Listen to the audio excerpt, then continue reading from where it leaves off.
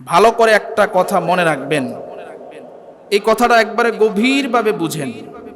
আল্লাহ যদি কোনো বান্দার প্রতি নারাজ হয়, তার রিজিক, তার চলাফেরা, তার খাবার দাবার, তার এভরিথিং সবকিছু আল্লাহ তাআলা দেন, কিন্তু আল্লাহ আমার উপরে নারাজ হইছে আমি বুঝবো কিভাবে?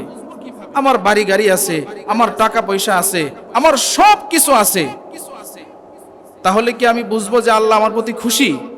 না না, আল্লাহ আমার প্রতি খুশি না বুঝবো কিভাবে? আল্লাহ যখন বান্দার প্রতি খুশি না হয়, তখন বান্দার সেজদা দেওয়ার নেয়ামতকে আল্লাহ উঠায় নিয়ে যায়। আল্লাহ বান্দার সেজদা দেওয়ার নেয়ামতকে উঠায় নিয়ে যায়। দেখবেন অনেক মানুষ আছে যারা সব কিছু তাদের আছে, কিন্তু বৎসরে একটা দিনও এমন হয় না যে তারা রবের কুদরতি পায়ে সেজদা দিবে। এরকম লোক আছে না নাই?